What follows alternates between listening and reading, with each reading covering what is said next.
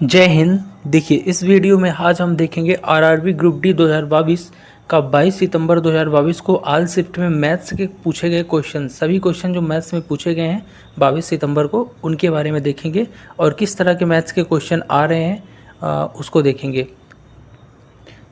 यहाँ पे पहला क्वेश्चन है, किसी वस्तु पर दो क्रमागत छूट। किसी वस्तु पर दो क्रमागत छूट क्या है, 10% और 20% है, तो एकल छूट बताइए। तो एकल छूट के लिए हमेशा अगर किसी वस्तु में दो क्रमागत छूट हो और एकल छूट या समतुल्य छूट की बात करें या समतुल्य बट्टा की, तो उसके लिए फॉर्मूला होता है कि परसेंट ऑफ छूट जो है ये जो होता है A plus B minus A B, यानी a into B divide by 100, ये इसका फार्मूला होता है। और इस फार्मूले की मदद से हम इजीली निकाल लेंगे एकल छूट को। ठीक है, a plus B minus A B अपन 100। यहाँ पे a जो है आपका 10% है और b जो है यहाँ पे 20% है, तो ये a और b की वैल्यू पुट कर देंगे तो आ जाएगा। कैसे करेंगे देखते हैं। a की जगह 10 है तो 10, एक सेकंड रख देते हैं यहाँ से।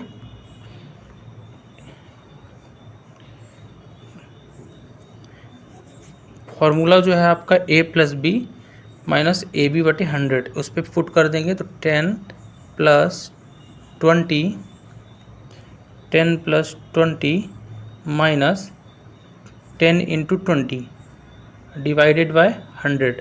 ठीक है, ये जब करेंगे तो यहाँ पे 10 प्लस 20 हो जाएगा 30, माइनस ये 10 इंटू 20 हो जाएगा कितना, 200 बटे 100, यानी कि आपका 2 आएगा। ठीक है, और 30 में 2 चले जाएंगे 28, यानी आपका राइट आंसर हो जाएगा ऑप्शन डी 28। ठीक है, चलिए नेक्स्ट क्वेश्चन देखते हैं। इसी से रिलेटेड ये पहला क्वेश्चन है। इसी से रिलेटेड एक और क्वेश्चन जो आया हुआ है कि दो क्रमागत छूट जो है 15% और x% है, ये समतुल्य 23.5%, यानी एकल छूट यहाँ पे दिया हुआ है और दो क्रमागत छूट में एक जगह x% है और x% का मान निकालना है। तो परसेंट ऑफ छूट या एकल छूट का फॉर्मूला अपना वही रहेगा। क्या है फॉर्मूला एकल छूट का, a plus B minus A B बटे 100। ठीक है, इस फॉर्मूले से ही वैल्यू पूरी पुट कर देंगे तो आंसर आ जाएगा। यहाँ पे एकल छूट या समतुल्य छूट यहाँ पे दिया हुआ है कितना, 23.5%, और ये इक्वल हो जाएगा इस फॉर्मूले के। तो लिख देता हूँ 23.5% equal to a plus B यानी 15 प्लस एक्स और आपका minus 15x, a into B यानी 15x बटे 100।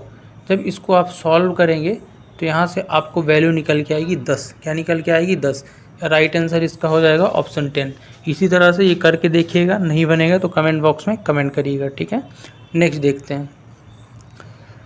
नेक्स्ट क्वेश्चन यहाँ पे है, मूलों का योगफल -7 है और गुणनफल 12 है, तो समीकरण बताइए। कोई समीकरण के मूलों का योगफल कितना है, -7 है और गुणनफल 12 है, तो समीकरण बताना है। ठीक है, इसको कैसे करेंगे। मूलों का योगफल आपको पता है क्या होता है, अल्फ़ा प्लस बीटा, और गुणनफल क्या होता है, अल्फ़ा इंटू बीटा। ठीक है, उस तरह से हम इसको सॉल्व करेंगे और करने की कोशिश करेंगे इजी वे पे। जब मूलों का योगफल और गुणनफल दिया हो तो इसके लिए एक फार्मूला होता है समीकरण निकालने के लिए। वो फार्मूला देख लेते हैं क्या होता है। वो फार्मूला आपका होता है एक्स स्क्वायर माइनस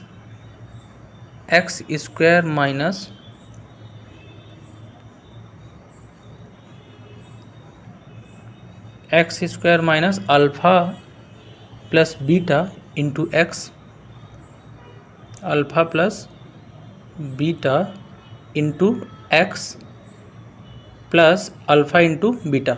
ठीक है, अल्फ़ा इंटू बीटा। अब यहाँ पे अल्फ़ा और बीटा जो है मूलों को योग हैं, मूल है अल्फ़ा और बीटा, और यहाँ पे योगफल अल्फ़ा प्लस बीटा हो जाएगा और गुणनफल अल्फ़ा इंटू बीटा हो जाएगा। तो इसमें ये वैल्यू पुट कर देंगे। ठीक है, तो यहाँ पे पुट कर देता हूँ। तो एक्स स्क्वायर, ये -7 है अल्फ़ा प्लस बीटा और माइनस चिन्ह पहले है, तो माइनस चिन्ह एक है और ये माइनस माइनस हो जाएगा प्लस, प्लस का 7 इंटू एक्स है और प्लस अल्फ़ा इंटू बीटा 12 दिया हुआ है, यानी ये आपका आ गया x square plus 7x plus 12। तो ये राइट आंसर हो जाएगा इसका option number A, x square plus 7x plus 12। Next देख लेते हैं। नेक्स्ट कह रहा है किसी घन की भुजा को 3 गुना कर दिया जाए और उसके आयतन को कितने गुना होगा, यानी घन की भुजा को 3 गुना कर दें तो आयतन कितने गुना होगा। इसके लिए आपको पता होना चाहिए घन का आयतन क्या होता है। तो घन का आयतन हमेशा क्या होता है, वॉल्यूम, वो होता है ए क्यूब। क्या होता है, ए क्यूब, ठीक है। तो अगर ये कह रहा है इसके अनुसार, प्रश्न के अनुसार चलेंगे तो पहले मान लो घन की भुजा यानी ए क्या रहा होगा, पहले ए रहा होगा आपका कितना, 1, और फिर बाद में मान लो ये A1 है, बाद में A2 जो है यही हो गया कितना, 3 गुना, यानी कि 3 हो गया। तो घन का जो क्यूब वो होता है आयतन, वो होता है ए क्यूब, यानी 1 का क्यूब 1 ही होगा, लेकिन 3 का क्यूब क्या होगा, 3 त्रिका 9 त्रिक 27, ठीक है। तो इस तरह से ये जो चीज़ें हुई आपस में 27 गुना हो गई। कितने गुना, 27 गुना। इसलिए राइट आंसर हो जाएगा ऑप्शन डी। नेक्स्ट देख लेते हैं। नेक्स्ट कह रहा है कि रीमा सीता से 4 वर्ष छोटी है और 4 वर्ष बाद उनकी आयु का योग 44 वर्ष हो जाएगा। रीमा की वर्तमान आयु बताना है, ठीक है। तो इसका अप्रोच क्या रहेगा, आइए देख लेते हैं। तो क्वेश्चन के अनुसार सीता जो है रीमा से 4 वर्ष छोटी है, यानी कि रीमा 4 वर्ष बड़ी होगी। तो इस तरह से कुछ इक्वेशन बनेगी, r माइनस एस बराबर कितना, 4, यानी कि यहाँ पे आप देख रहे हैं r फॉर रीमा और s फॉर सीता, यानी कि रीमा जो है यहाँ पे सीता से 4 वर्ष क्या है, छोटी है, ठीक है। लेकिन दूसरा कंडीशन आप पढ़ेंगे तो कह रहा है 4 वर्ष बाद उनकी आयु का योग जो है 44 हो जाता है, यानी अगर 4 वर्ष बाद 44 हो रहा है तो दोनों की आयु में 4-4 वर्ष बढ़ा होगा, यानी टोटल कितने वर्ष बढ़ा होगा, टोटल बढ़ा होगा 8 वर्ष। तब जाके अगर टोटल 8 वर्ष बढ़ा होगा तब जाके ये हुआ होगा 4 वर्ष बाद 44। तो जो भी रही हुई वर्तमान अपन को नहीं पता, लेकिन अगर 8 वर्ष बाद पढ़ा है, यानी आप कह सकते हैं कि रीमा और जो सीता है इसकी वर्तमान आयु का योग कितना होगा, ये हो जाएगा 36, क्योंकि अगर 8 वर्ष बाद 44 है तो कम कर देंगे 8 तो 36 हो जाएगा, ठीक है। तो ये आपका इक्वेशन मिल गया। अब इनको सॉल्व कर सकते हैं। यहाँ पे देखेंगे सीता से सीता कट जाएगा प्लस माइनस, तो 2r यानी 2r हो जाएगा आपका कितना, 40, कितना 40। अब 2r 40 है तो r बराबर क्या आएगा, 20, यानी r फॉर रीमा, रीमा क्या कितनी हो जाएगी, 20 वर्ष। Right answer option A. Next देखते हैं। नेक्स्ट है किसी संख्या का 1/3 उसी संख्या में जोड़ने पर योगफल 12 आता है। तो संख्या, मान लो मुझे कुछ नहीं पता है तो हम क्या मान लेंगे, संख्या क्या है, x है। क्या है संख्या, x है। क्या है संख्या, x है, ठीक है। अब x के, मान लो हम कहते हैं x के 1/3 उसी संख्या में जोड़ने पर, यानी कि x का 1/3 x में जोड़ दो तो कितना आना चाहिए, 12, यानी x प्लस उसी संख्या कितना, x का 1/3 यानी x/3 और इक्वल टू कितना होना चाहिए, 12। अब इसको जब आप सॉल्व करोगे 12, तो इसको जब सॉल्व करोगे तो ये हो जाएगा 3x प्लस x, यानी इधर 4x आ जाएगा और 3 उधर चला जाएगा तो ये हो जाएगा 36। अब 4x बराबर अगर 36 है तो x बराबर 36/4 यानी 9 आ जाएगा। तो संख्या क्या हो जाएगी आपकी, 9, ठीक है। राइट आंसर क्या हो जाएगा, 9, ठीक है। नेक्स्ट देखते हैं। नेक्स्ट क्वेश्चन यहाँ पे कुछ इस तरह से है। क्या कह रहा है कि चक्रवृद्धि ब्याज की किस वार्षिक दर पर 20,000 का 2 वर्ष का मिश्र धन 24,200 हो जाएगा। अब देखो मिश्र धन क्या होता है, मूलधन धन ब्याज, यानी कि 20,000 से 24,200 हुआ, यानी कितना बढ़ा, वही आपका क्या हो जाएगा, जितना बढ़ा वो आपका हो जाएगा इंटरेस्ट, और वो भी चक्रवृद्धि ब्याज पे। तो कैसे करेंगे इसको देखते हैं। यानी आप कह सकते हैं कि आपका मूलधन 20,000 था और 24,200 हो गया, यानी 4,200 बढ़ा, कितना बढ़ा, 4,200, ठीक है, ठीक, 4,200 बढ़ गया। अब आपको बताना क्या है,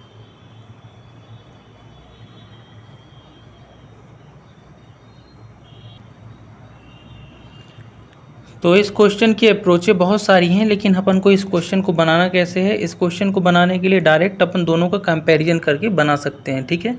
निकालना, क्योंकि इसमें क्या है, रेट निकालना है, ठीक है।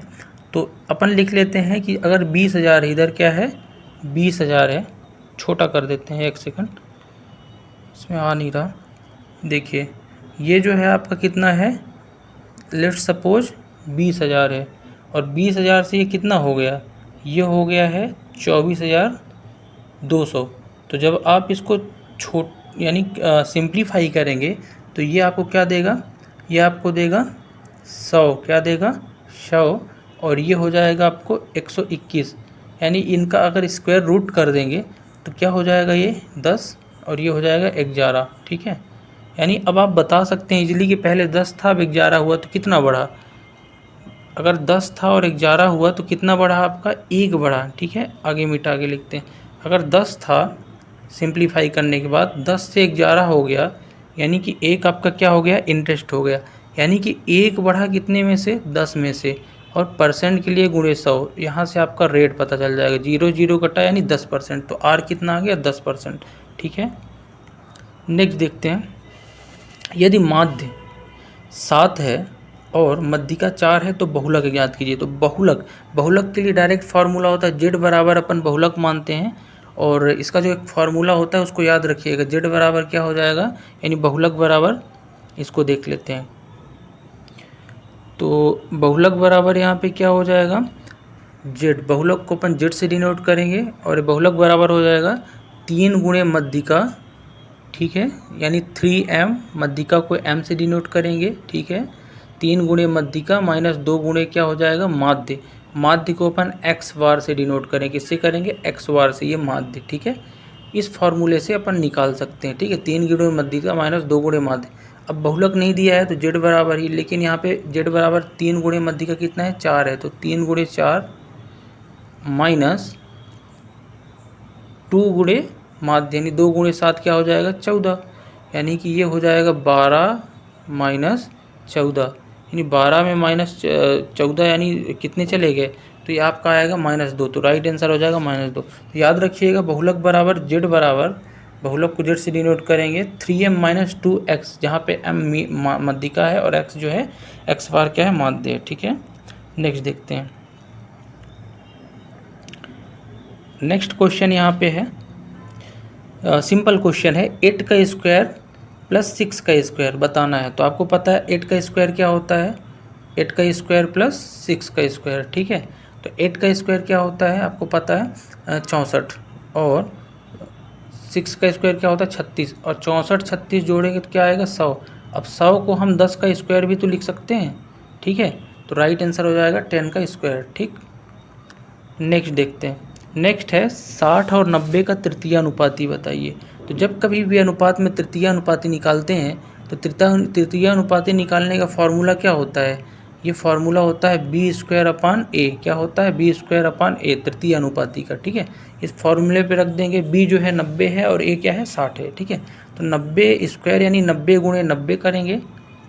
ठीक, 90 गुणे 90, और इसको डिवाइड किससे करना है, a से। a क्या है, 60 है। जब आप इसको सॉल्व करेंगे तो आपको आंसर क्या देगा, यहाँ पे आंसर देगा 135। तो राइट आंसर हो जाएगा 135। ठीक, नेक्स्ट देखते हैं। नेक्स्ट कह रहा है कि 1248 और 1256 का HCF मतलब हाईएस्ट कॉमन फैक्टर या महत्तम समवर्त। तो HCF निकालने के लिए सबसे शॉर्ट ट्रिक जो आपको अपनाना है, तो अगर दो संख्याओं का HCF निकालना है तो उनके बीच सबसे पहले अपन डिफरेंस देखेंगे। तो याद रखिएगा HCF जो होता है किन्हीं दो संख्याओं का डिफरेंस, या तो डिफरेंस होता है या फिर डिफरेंस का कोई मल्टीपल यानी गुणज होता है। तो इसलिए इन दोनों के बीच डिफरेंस कितने का है, 8 का है। कितने का डिफरेंस है, 8 का। ठीक है, अगर 8 का डिफरेंस है तो HCF या तो 8 होगा या फिर 8 का गुणज होगा। ऑप्शन में देखें तो केवल 8 ही है, बाकी कुछ है नहीं, तो इसलिए राइट आंसर क्या हो जाएगा, 8। अगला क्वेश्चन है, A और B समान राशि के साथ व्यापार शुरू करते हैं। A जो है 15 माह बाद छोड़ देता है, तो 2 वर्ष बाद 78,000 का लाभ होता है। तो B का हिस्सा बताइए। अब देखिए यहाँ पे ये कह रहा है कि A जो है और B समान राशि के साथ व्यापार तो शुरू करते हैं, लेकिन A 15 माह ही करता है, जबकि B जो है 2 वर्ष यानी 24 माह करता है। इसका कहने का मतलब ये है, यानी एक 15 माह करेगा और एक 24 माह। तो आपको B का लाभ का हिस्सा बताना है, तो रेशियो निकाल दीजिए। यानी कि A जो है, A की बात करें तो कितने माह कर रहा है, A जो है ये कितने माह कह रहा है, 15 माह, और B जो है कितने माह कर रहा है, 24वां, ठीक है। तो इन दोनों के बीच जो रेशियो बनेगा वो रेशियो वही रेशियो लाभ का होगा। 3 पचे 15 काट देंगे, 3 अठे 24, यानी 5:8 का रेशियो इनके बीच बन रहा। अब बी का पूछ रहा, तो बी का रेशियो कितना 8 है, ठीक है 8 है। लेकिन यहाँ पे आपको टोटल 78,000 दिया है, यानी इन दोनों को ए और बी का लाभ जोड़ेंगे तो 5 + 8 बराबर कितना हो जाएगा 13, ठीक है। अब 13 है, 13 से आपको बी का 8 निकालना है, तो क्या करेंगे, यानी बी का कितना है अपना 8 है, ठीक है। बी का रेशियो 8 है, टोटल 13 था, तो 78,000 बटे 13 गुणे 8 करेंगे तो बी का आ जाएगा। अगर ए का कहता तो गुणे 5 करते, ठीक है। तो यहाँ से जब इसको आप सॉल्व करेंगे तो 13 कम 13, 13 छंग 78, 6,000 और 6,000 गुणे 8 48,000 हो जाएगा। तो राइट आंसर क्या हो जाएगा 48,000। नेक्स्ट देखते हैं, एक चोर सिपाही से 100 किलोमीटर आगे है। हालांकि ऐसा पॉसिबल नहीं है, फिर भी इस तरह से क्वेश्चंस आए हुए हैं तो इनको देखते हैं। एक चोर जो है सिपाही से 100 किलोमीटर आगे है, चोर की चाल 8 किलोमीटर पर आवर है, जबकि सिपाही की चाल 10 किलोमीटर पर आवर है। तो पकड़े जाने पर चोर द्वारा तय की गई दूरी क्या होगी। यानी कि एक चोर है, उससे किसी सिपाही से 100 किलोमीटर आगे है और उसकी रफ्तार वो चले जा रहा है और उसकी रफ्तार 8 किलोमीटर पर आवर है, सिपाही की 10 किलोमीटर पर आवर है। अब जैसे ही देखता है वो भी भागना शुरू करता है, तो कब जब तक पकड़ा जाएगा तब तक चोर कितना आगे निकल जाएगा ये बताना है आपको, ठीक है।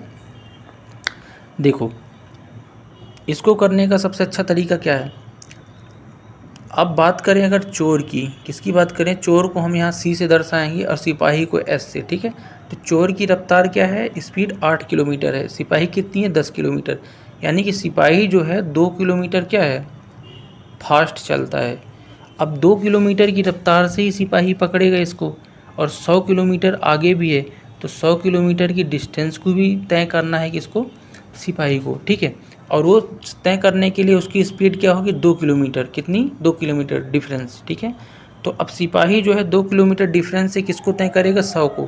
तो जब तय करेगा तो उसका समय निकाल लेंगे। तो समय निकालने के लिए फॉर्मूला क्या होता है, टाइम बराबर क्या होता है, जिस तरह चाल बराबर होता है दूरी बटे समय, तो समय बराबर दूरी बटे चाल, यानी 100 बटे दूरी, यहाँ 100 दी है, चाल कितना निकाला था 2, यानी कि इसको कितना लग गया 50 घंटे। कितने घंटे लग गए 50 घंटे समय लग गया इस दूरी को तय करने पे, यानी उसको पकड़ने पे। अब सामने वाला बंदा जो चोर है जिसकी रफ्तार है 8 किलोमीटर पर आवर, वो 50 घंटे में, अगर 1 घंटे में 8 किलोमीटर जा रहा तो 50 घंटे दूरी और आगे बढ़ गया होगा। तो उसने 50 गुणे 8 यानी कि इतनी दूरी और तय कर ली होगी, ठीक है। तो लगभग 400 किलोमीटर दूरी और तय कर ली होगी। बात समझ में आई। चलिए नेक्स्ट देखते हैं। नेक्स्ट है क्वेश्चन नंबर 14 कि 1050 रुपये मूल्य वाली किसी वस्तु पर 10% की छूट दी जाती है तो 25% का लाभ होता है। तो वस्तु का क्रय मूल्य बताना है। क्या बताना है, वस्तु का, यानी कोई वस्तु है जिसकी कीमत कितनी है 1050 है और उसमें 10% की छूट भी दे देते हैं कीमत पे, तब भी लाभ कितना होता है 25%, ठीक है। तो वस्तु को CP क्रय मूल्य बताना है, ठीक है। अब देखो MP यानी मॉक प्राइस दिया है, मॉक प्राइस पे यानी 1050 पे 10% की छूट देंगे तो 1050 का जो 10% होगा वो 105 होगा, यानी कि 1050 में हम कितना घटा देंगे 105, क्योंकि छूट दे दिए ना, वही SP हो जाएगा, ठीक है।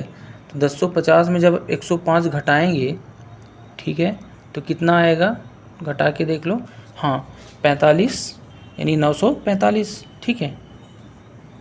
कितना आएगा 945, यानी कि SP क्या है अपने आप में अगर देखा जाए तो 945 कितना है, सेलिंग प्राइस क्या है 945।